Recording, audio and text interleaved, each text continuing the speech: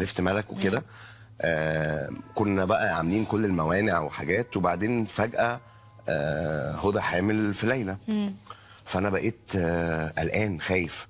الوقت ده انا كنت يعني كنت بختار، انا طول عمري بحب اختار قوي ادواري وممكن اقعد كتير جدا ما امثلش عشان مش عاجبني حاجه. انت عارفه طبعا. فاللي هو بيبي تاني جاي، طب انا ما عنديش شغل السنه دي او رفضت وحاجات، طب لا انا انزله. ففضلت كده عايش، وهدى كانت رافضه تماما انها تنزل البيبي. لولا لولا، تخيلي لولا ولا ملك؟ لا ليلى، كنا جبنا ملك خلاص. فقلت بيبي تاني هتبقى مسؤوليه زياده. ما بقول لك انا طول عمري موضوع تحمل المسؤوليه. فانا شايف ان انا لو جبت بيبي تاني دلوقتي في الظروف دي دلوقتي، وانا مثلا معتذر ومش هشتغل السنه دي مثلا في مسلسلات او في حاجه، فطب هعرف اصرف عليه ازاي؟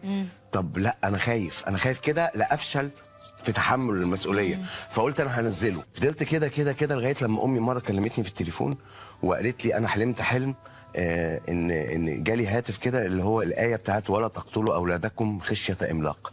يعني خشيه الفقر الشديد جدا جدا. دي عطيه وهديه من ربنا سبحانه وتعالى. انت بترفضها، انت مجنون. انت فاهمه؟ فسمعت الجمله دي اثرت فيا قوي، رعشتني. عارفه حسيت برعشه كده لما سمعتها. وقلت خلاص انا هسيبها وعلى الله.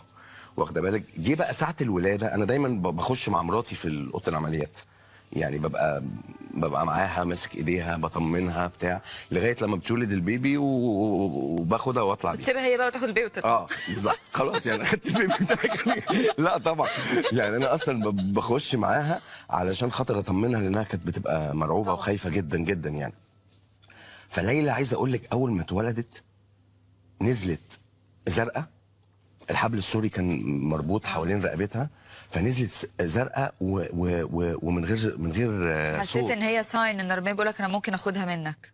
بالظبط. فانا تنحت كده، انت فاهمه؟ مر عليها دقيقتين لغايه لما خبطوا عليها فطلع الصوت وبدات تعيط.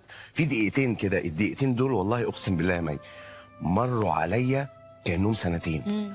وشريط بقى كده زي شريط سينما كده مر في حياتي. يعني انا ده انا كنت هضيعها. طب ما هي ضاعت اهي. طب انا هقول للست دي ايه لما تقوم؟ ساعتها ان ربنا بيقول لك طب ما انت ما كنتش عايزها، طب انا هاخدها منك دلوقتي. طب انا هاخدها منك بقى بعد ما وصلت. فاللي هو حسيت بقبضه كده، وحسيت فجاه لو قعدت ابص لهدى، قعدت ابص للبيبي وابص لهدى، اللي هو طب انا هقول لها ايه دي لما تفوق؟ هقول لها ايه؟ بنتك راحت وبتاع، انا اسف يا رب. قعدت في حاله يا مي دقيقتين بقول لك مروا عليا كانهم سنتين، لغايه لما عيطت ولونها بدا يفتح. بصي عيطت عياط فجاه وانا فاضي، لدرجه ان الدكتور قال لي ارجوك خد بنتك واطلع بره، لو سمحت لو سمحت لو سمحت اطلع بره بعد اذنك، لان انا بجد كنت في انهيار. عياط عياط عياط عياط. التجربه كانت صعبه وقاسيه جدا جدا.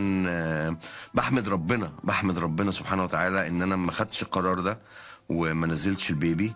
وليلى دي اجمل حاجه في حياتي.